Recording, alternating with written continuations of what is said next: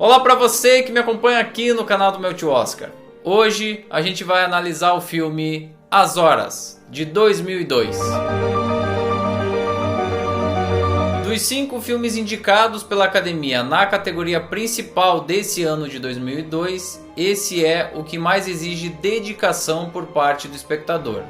Não é um filme simples, mas se você se concentrar nele, vai perceber que é uma das obras mais completas dessa temporada de premiações. O primeiro nome crucial para a gente entender essa obra é o da escritora inglesa Adeline Virginia Woolf, que nasceu em 1882 e na década de 1920 viveu o auge da sua carreira. Ela fez parte do movimento modernista e foi uma das primeiras a usar o chamado fluxo de consciência, que procura transcrever a sucessão de pensamentos de um personagem. Ela foi casada com Leonard Woolf, também escritor e dono de uma editora, e cometeu suicídio no ano de 1941 durante uma crise de depressão. E essa é, inclusive, a primeira cena do filme. What I want to say is that I owe all the happiness of my life to you. You have been entirely patient with me.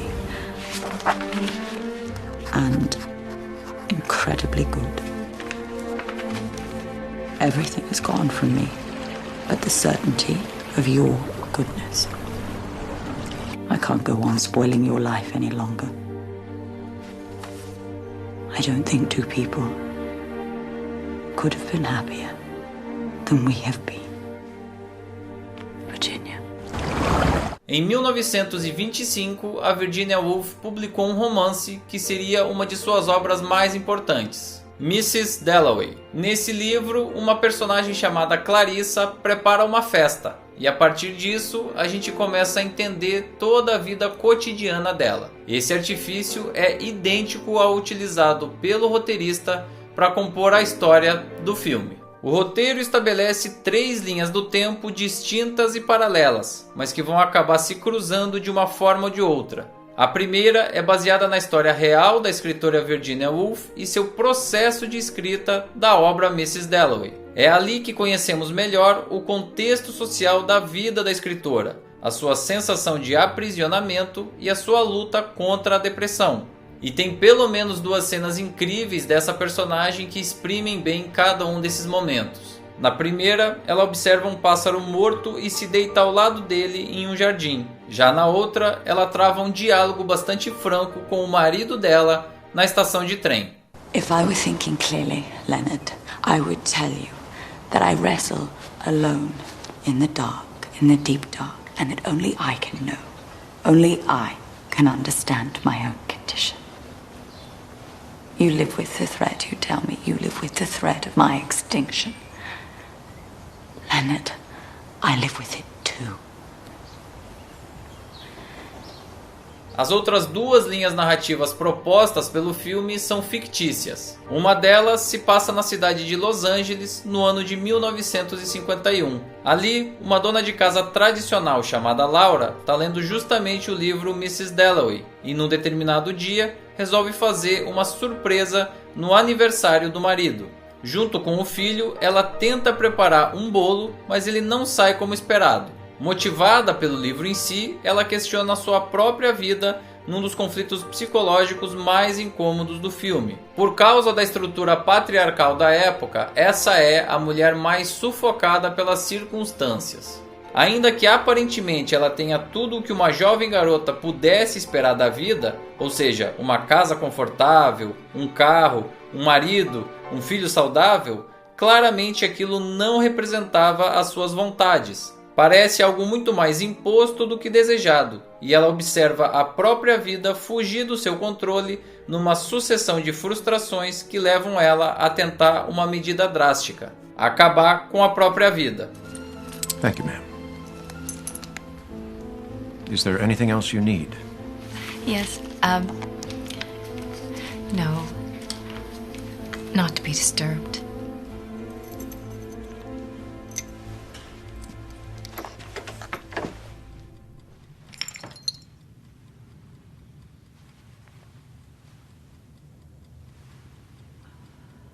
Finalmente, a terceira linha narrativa é contemporânea, ambientada na Nova York do ano 2001. Lá, uma mulher de meia-idade chamada Clarissa, ou seja, a mesma personagem do livro, tenta organizar uma festa em comemoração a um prêmio conquistado por seu amigo de longa data, um poeta chamado Richard, que morre lentamente pelos efeitos do HIV. Aqui, ela não vive o mesmo aprisionamento que a Laura lá na década de 1950, mas isso não significa dizer que ela não tenha profundos conflitos de relacionamento afetivo com o amigo, com a companheira com quem ela divide a casa e com a filha, que não mora mais com ela. Ela seria uma versão atualizada de como a obra lá do início, a Mrs. Dalloway, se manifesta no cotidiano do início do século XXI. All it is, I looked around this room and I thought, I'm giving a party. All I want to do is give a party. And? I know why he does it. He does it deliberately. Oh, is this Richard? Of course. He did it this morning.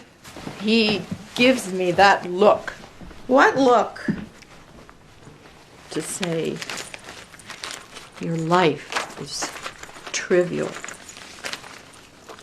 You are so trivial. No meu ponto de vista, esse filme aborda dois grandes temas que têm a ver com a condição humana de uma forma mais ampla, mas que se manifestam de forma muito particular em cada um de nós. Em primeiro lugar, a questão dos relacionamentos, que estão necessariamente ligados ao afeto e à sexualidade. A Virginia dos anos 1920 ama verdadeiramente o marido, mas isso não significa dizer que ela vivia plenamente feliz no relacionamento. Como a gente vai vendo ao longo das cenas, a sensação de aprisionamento fazia ela repensar a todo momento a sua própria condição. Ela chega até mesmo a beijar a própria irmã na boca numa de suas visitas. Um indício forte de que essa questão afetiva não estava bem resolvida. A Laura da década de 1950 tem a instituição do casamento como um tormento. Ter tudo o que ela tinha, o que supostamente era uma vida perfeita, era na verdade um fardo pesadíssimo para ser carregado por ela. Tem uma cena muito bacana envolvendo essa personagem, que é quando ela recebe uma vizinha em sua casa. Depois de um diálogo bastante emotivo, ela sugere ser lésbica ao tentar beijar essa vizinha por impulso.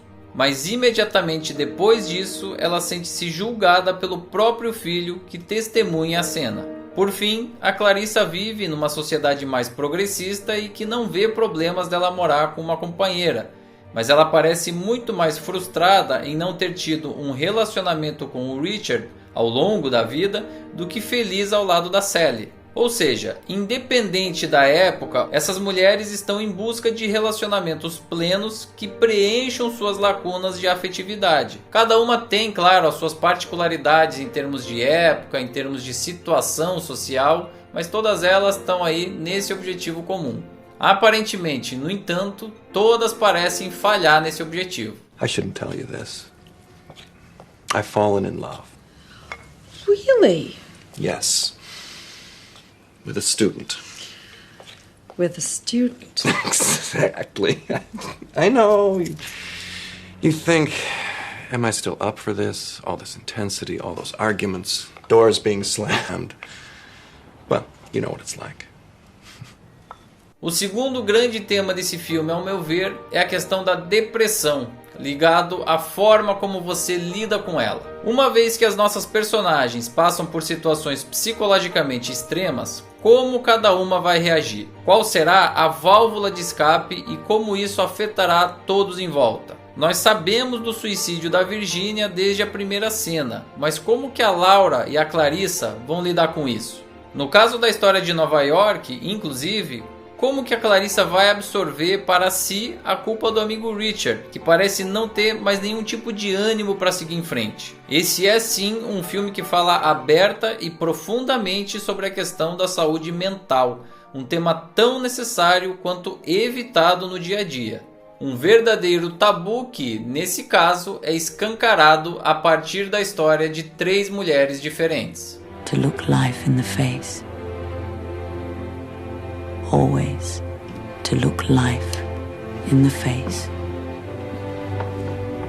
and to know it for what it is. at last to know it, to love it for what it is, and then to put it away.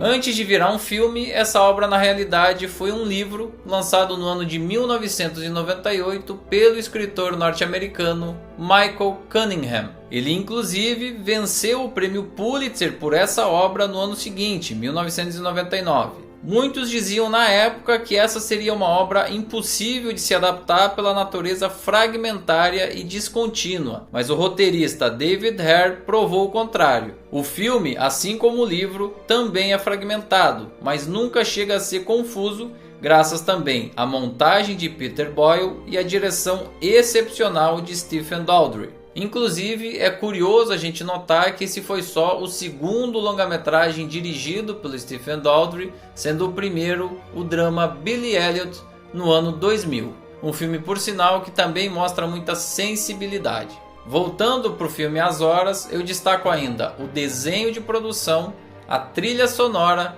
e as atuações, que estão todas excepcionais. A minha preferida é a Julianne Moore, que é uma atriz que eu gosto há muito tempo. Ela tem um papel mais introspectivo, mais visceral e, na minha opinião, mais complexo. Além disso, ela pavimenta o caminho do roteiro todo, ainda que ela não seja a narradora do filme, e talvez por isso não tenha sido colocada como a protagonista. Em segundo lugar, eu destaco a sempre excelente Meryl Streep, que dispensa apresentações, não é verdade? Aqui ela repete a força e a competência de sempre e é a personagem que mais permite a externalização das emoções. E falando em externalização, tem também a presença de Ed Harris, que está perfeito no seu papel, que aparece pouco, é verdade, mas é muito marcante. Ele acaba sendo inclusive crucial para um ponto de virada já no finalzinho do filme. Eu não vou aqui revelar detalhes e não vou dar spoilers, mas fique ligado nesse personagem porque ele é essencial. Por fim, a gente tem a presença no papel da própria Virginia Woolf de Nicole Kidman. Eu confesso que esse é o trabalho que eu menos gosto do elenco principal, mas num nível muito próximo dos outros. E se você estiver achando ela muito diferente, poxa, até parece que não é a Nicole Kidman, tem uma explicação. Ela usou um nariz postiço para poder se parecer mais com a própria Virginia Woolf. Esse papel rendeu a ela a estatueta de melhor atriz do ano e a única das 9 categorias aonde esse filme foi indicado naquela edição do Oscar. This is not you speaking, Virginia. This is an aspect of your illness, not you. It is my voice. It's not your It's voice. mine and mine It's the alone. voice that you hear. It is not. It is mine. I'm dying in this town. Olha, eu admito que As Horas não é um filme fácil. Requer atenção e até um certo esforço de entendimento do espectador. É um filme que aborda questões sensíveis, muitas delas tabus. Não é um filme que te faz se sentir bem. Ainda assim, é uma obra madura, brilhantemente produzida, inteligente, que traz 3 das melhores atrizes do nosso tempo no auge. E um diretor pra lá de inspirado. Por isso tudo, eu não tenho receio nenhum em afirmar que esse foi sim um dos melhores filmes que o cinema mundial produziu no ano de 2002. It's been ridiculous in London. Ridiculous? How? Busy. Why is busy ridiculous? I would have invited you to our party, but I knew you wouldn't come. Did you? How did you know that? I thought you never came to town. That's because you no longer ask me. E agora eu queria saber de você aí que está me acompanhando. Como foi assistir pela primeira vez a essa obra? Você teve dificuldade? Precisou assistir uma segunda, uma terceira vez para entender melhor todos esses personagens? Faz o seguinte, deixa o seu comentário aqui embaixo no espaço dedicado aos comentários pelo próprio YouTube sobre o filme e também sobre esse vídeo. Também não esquece de curtir, compartilhar o material, se inscrever no canal e ativar as notificações no sininho. A gente segue analisando todos os filmes indicados pela Academia na categoria Melhor Filme de 2002 e a próxima obra a ser analisada aqui vai ser o grande vencedor daquele ano, o musical Chicago. Tá muito bacana e eu te espero aqui.